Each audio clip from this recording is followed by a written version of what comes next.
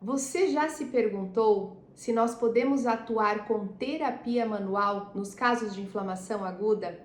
Ou se ainda precisamos seguir a velha receita, gelo e repouso, nas primeiras 24 horas? Me chamo Larissa Senhorim, sou fisioterapeuta clínica e pesquisadora do sistema facial. Tenho mestrado em fisioterapia e doutorado em ciências da saúde. E nós fizemos essa pergunta um tempinho atrás e respondemos ela por meio de um estudo com modelo experimental. Quero deixar claro nesse primeiro momento que estudos de modelo experimental, que são a base da pirâmide da prática baseada em evidência, eles são fundamentais, porque é a partir deles que nós temos a plausibilidade biológica, ou seja, conseguimos entender o mecanismo de ação das nossas intervenções. E além disso, estudos experimentais norteiam para futuros estudos clínicos e randomizados, ou seja, que utilizem de intervenções. Então vamos falar um pouquinho sobre isso. Fizemos essa pergunta há algum tempo atrás. Na minha prática clínica, o que eu observava? Que quando o paciente chegava, por exemplo, com um modelo de inflamação similar a uma entorse de tornozelo, se eu depositava uma carga mecânica específica direcionada para a fáscia, o tecido desse paciente respondia de uma forma mais rápida, se regenerava, se restabelecia de uma forma mais rápida. Então eu parei para pensar, será que só eleva o pé para cima no caso de uma entorse de tornozelo, gelo e repouso era realmente a ação, a única ação que a gente poderia ter nesse momento, ou até a utilização de uma eletro, que a gente sabe que é muito bem-vinda também? Dessa forma, para poder inclusive analisar o tecido, né, e fazer análises inclusive de células residentes dessa estrutura, o que nós fizemos? Nós realizamos um estudo com modelo experimental. Então nós fomos lá para o laboratório de neurociências e fizemos a intervenção em camundongos, isso mesmo. Então nós utilizamos uma substância chamada carraginina, que ao ser aplicada nos tecidos biológicos, ela causa uma inflamação. E 24 horas depois, nós temos aquele modelo inflamatório que nós conhecemos no caso agudizado, principalmente com o quê? Com dor, edema e alteração de temperatura. E também dependendo perda de função naquele momento. Nós inflamamos a fáscia toracolombar dos camundongos com essa substância que eu falei anteriormente. Então, 24 horas após a aplicação da carraginina, esses camundongos eles já estavam com os sinais cardinais da inflamação.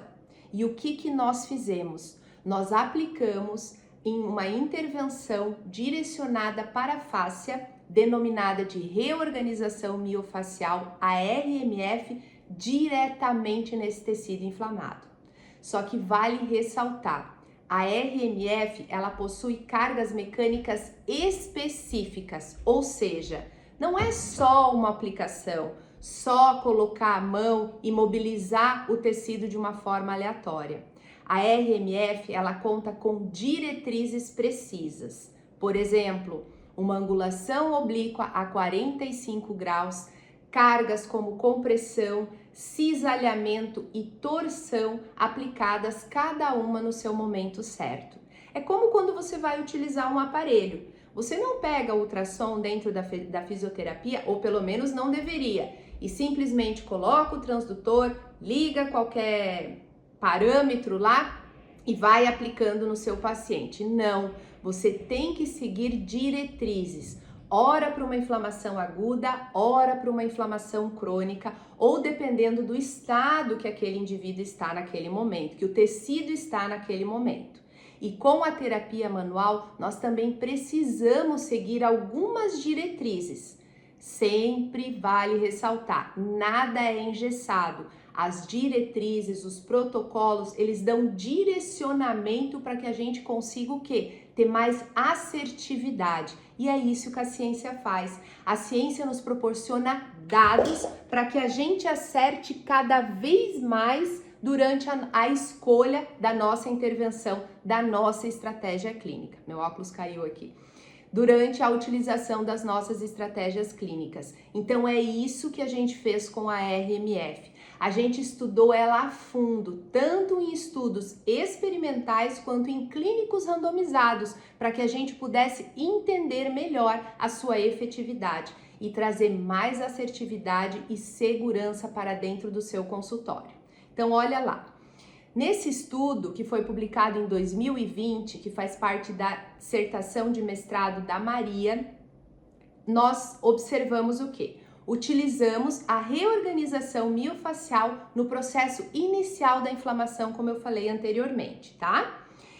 Esse estudo, ele contou com uma amostra que era composta por camundongos. Então, nós tivemos 4 grupos. Nos primeiros 2 grupos, a face toracolombar foi inflamada e nos outros 2 grupos ela não foi inflamada. Nesse primeiro grupo, que a face toracolombar foi inflamada, um grupo a gente tratou com RMF e outro não. E aqui a mesma coisa, os que não foram inflamados, um grupo a gente tratou com RMF e o outro não. Então esse era o modelo experimental que nós escolhemos na época, que já é um modelo amplamente utilizado pela ciência. Confesso que nós tivemos algumas dificuldades, porque era muito difícil a gente aplicar a substância inflamatória carraginina diretamente na face desses animais. Inclusive, na época, fizemos várias tentativas e precisava com que a seringa fosse aplicada numa angulação com diretrizes precisas, incluindo essa que nós utilizamos na RMF, oblíqua a 45 graus, para que pudéssemos atingir a fáscia. Nas primeiras tentativas atingíamos o paravertebral, na outra apenas a pele, ou em outras colocávamos uma quantidade onde todos os tecidos biológicos eram inflamados. Mas de repente nós acertamos a aplicação e conseguimos inflamar apenas a fáscia. Olha que interessante, a fáscia desses animais. E isso se confirmou lá nos resultados do nosso estudo, onde na análise tecidual da face, pele, paravertebral e glúteo, nós observamos que não havia inflamação em glúteo, paravertebral e nem na pele. A inflamação estava presente apenas na face toracolombar. Nós publicamos esse estudo na Frontiers in Physiology.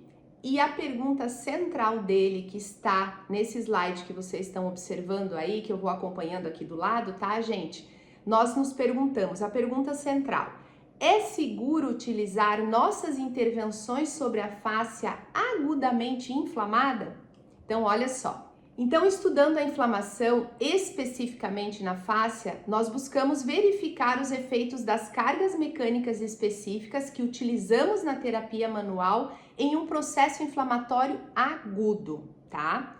Então, o que nós observamos nesse estudo, tá? Então, só para complementar. Mediadores inflamatórios são como sinalizadores que indicam para o corpo quando iniciar um processo de recuperação do tecido ou quando encerrá-lo. Esses sinalizadores podem apitar para chamar tanto células como outros mediadores. Alguns sinalizadores, eles são soltos pelo próprio tecido, como eu disse, no momento da lesão. E outros, eles são produzidos por células residentes desse tecido ou células do sistema imunológico advindos da corrente sanguínea. Então, em resumo, é como se a inflamação ela se instalasse, nós tivéssemos um efeito pico, aonde toda essa galera que mora ali vai tornar o meio mais inflamado. A partir disso, o próprio organismo tende a iniciar um processo de reparo. Só que quando a inflamação ela é muito grande, lá na fase que deveria ser anti-inflamatória e pró-resolutiva, o tecido ele não dá conta de reparar aquela inflamação. Aí, nesse momento, se não há o reparo fisiológico, o que acontece com o organismo? Ele cria um meio aonde ele pode oscilar entre uma inflamação aguda e uma inflamação crônica, trazendo para a nossa prática clínica, nós lidamos com isso diariamente no nosso consultório. É muito comum nós termos pacientes que estão há muito tempo num processo de agudização, cronificação de um processo inflamatório. Por quê? Porque ele não teve a sua resolução efetiva lá pelo organismo ou ainda não foi estimulado a resolver aquele processo inflamatório de uma forma correta. É isso, na verdade não foi utilizado estratégias que auxiliassem esse processo, essa resolução desse processo inflamatório. Então é sobre isso também que a gente vai falar um pouquinho. Aí o que nós decidimos fazer? Olha só o segundo slide. A fáscia tóraco-lombar, ela foi inflamada e posteriormente tratada. Lembra dos 4 grupos que eu comentei com vocês? E nós comparamos sempre a um grupo controle não tratado. Tanto os que tiveram a face inflamada como os que não tiveram a face inflamada. Ao final, nós coletamos a amostra dessas substâncias. Lembra que eu comentei com vocês? Mas agora nós vamos priorizar a amostra da fáscia tóraco-lombar, tá? O que nós observamos no primeiro momento? Nós observamos que teve um aumento do fator transformador de crescimento beta isolado, como vocês podem observar ali no slide, o conhecido TGF-beta1. E também da interleucina 4. Vamos entender isso um pouquinho melhor.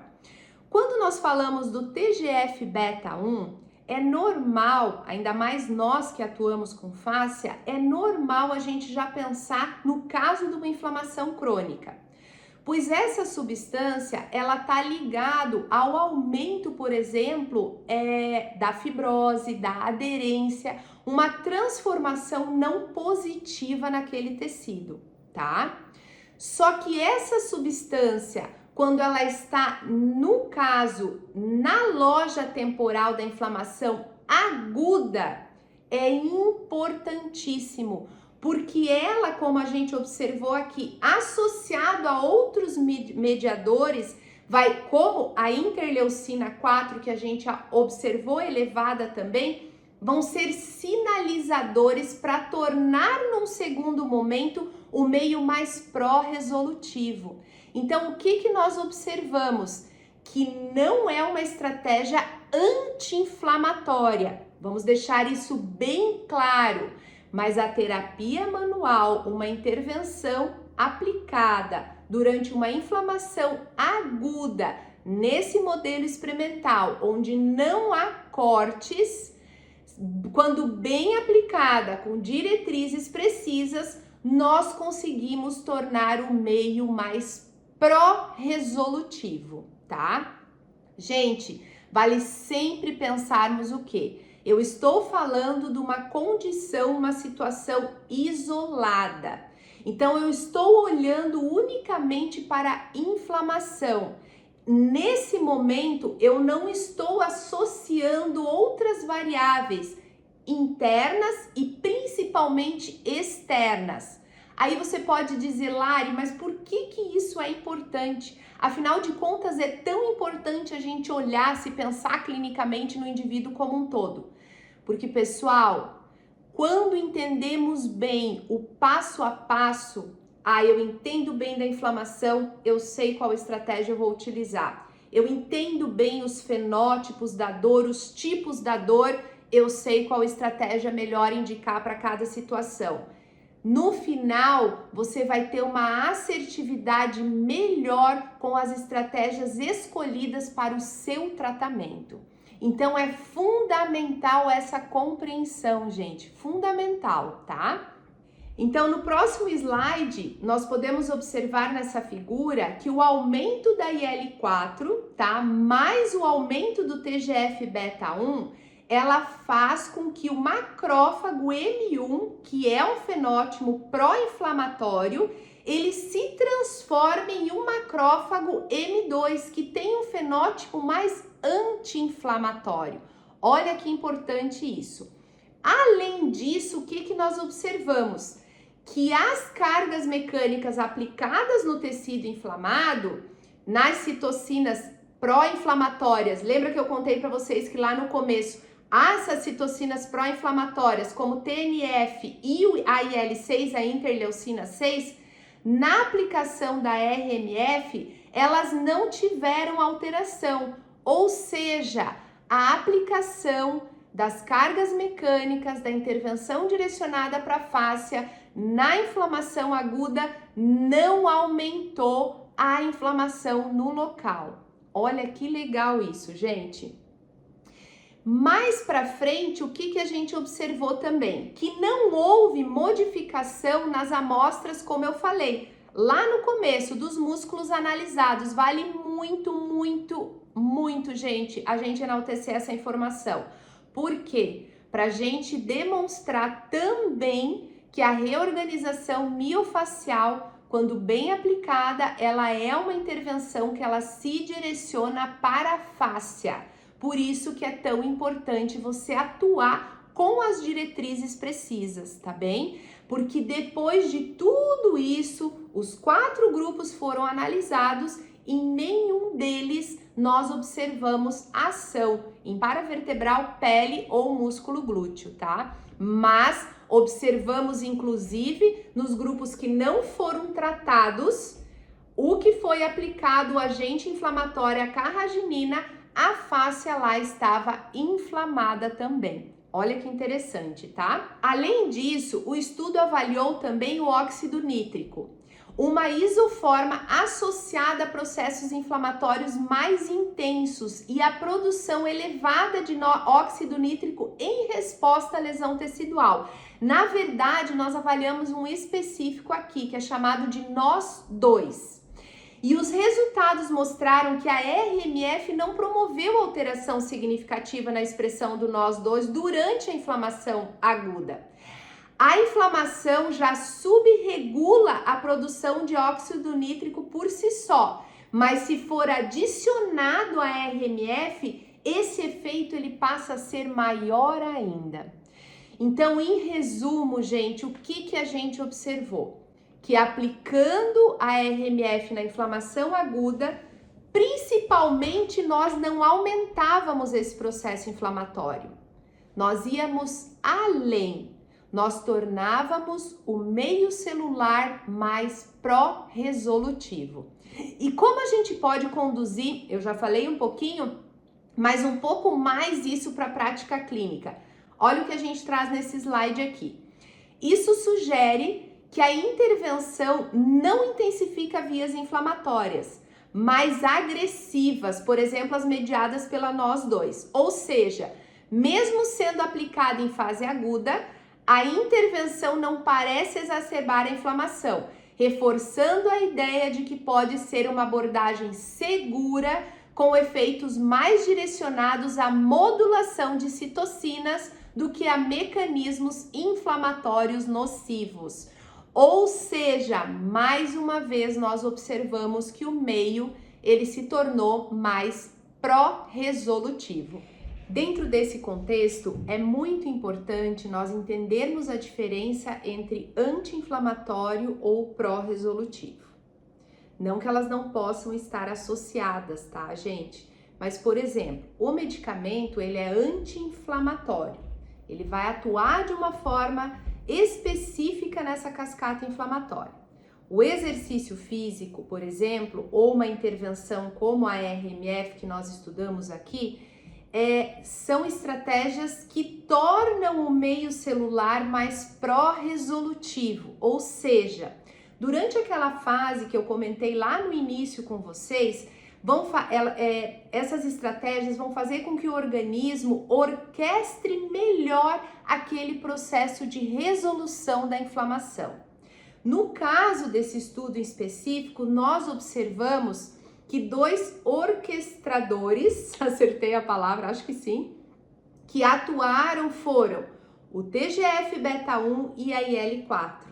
Então, a associação do aumento na fase aguda nós podemos deduzir, considerar lá numa fase mais pró-resolutiva que tornou o meio mais favorável a resolver aquela inflamação. Assim como nós também observamos, em conclusão, que essa intervenção ela não alterou marcadores que aumentariam a inflamação. Então ela se torna uma intervenção segura, uma estratégia segura para a gente atuar nesse momento, tá? Então é bem importante a gente entender essa diferença. Bom, gente, eu espero que vocês tenham gostado. Eu venho aqui com muito, assim, ó, eu nem sei dizer o quanto, né? Meu coração se expande quando eu tô aqui. Às vezes é um pouco difícil que eu fico aqui imaginando que vocês estão aí me acompanhando.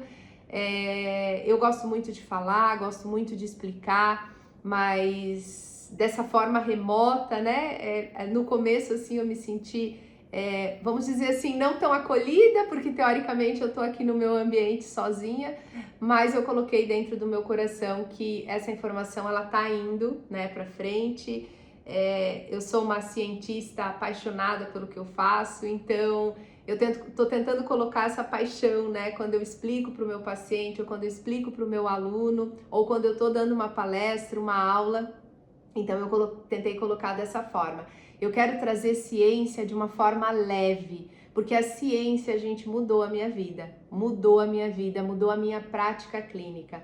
Quando eu entendi realmente como certas coisas que eu fazia funcionavam, o meu cérebro, assim, eu digo que ele se abriu, assim, no mundo que eu nunca mais quero sair dele, que é unir a ciência à prática clínica. Então, se você gostou desse conteúdo, eu pretendo futuramente, inclusive, trazer mais artigos para a gente torná-los mais acessíveis à prática clínica, porque afinal, gente, a ciência, ela tá aí para ajudar você a ajudar o seu paciente. Então é sobre isso, sempre vai ser sobre isso. Eu sempre digo que é esse português truncado, amarrado, mas é verdade. O artigo, ele não tá para engordar o nosso currículo Lattes. Na verdade, o meu até tá bem esquecido lá na plataforma, mas ele tá para fazer com que a gente tenha mais direção, assertividade, a gente utilize estratégias mais eficazes. A prática baseada em evidência, gente, ela não é um vilão dentro da fisioterapia, bem pelo contrário. Nós só precisamos trazer a prática baseada em evidência com acolhimento para o nosso cotidiano clínico.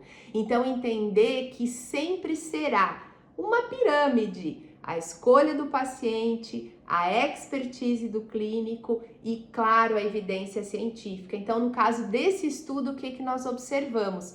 Tem sim a expertise do terapeuta, ou seja, ele sabe muito bem aplicar aquelas diretrizes, não é feito de forma aleatória, ele tem uma experiência prévia com aquilo, e agora a gente trouxe o dado científico, né? A gente não tem nos estudos experimentais a percepção do indivíduo, mas pelo menos duas vertentes a gente já consegue trazer com assertividade para você utilizar aí dentro do teu consultório.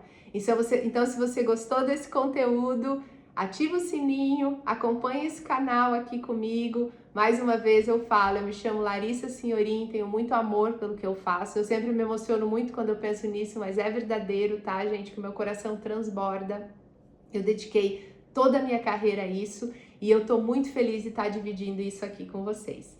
Então, até o próximo vídeo e sintam-se à vontade em falar: Lari, quero falar, fala mais sobre isso ou fala mais sobre aquilo, que eu vou estar aqui disponível para vocês. Então, nos acompanhe aí em A Ciência da Fáscia, trazendo sempre a ciência com muito, muito amor para vocês. Então, bom estudo sempre. Fiquem com Deus.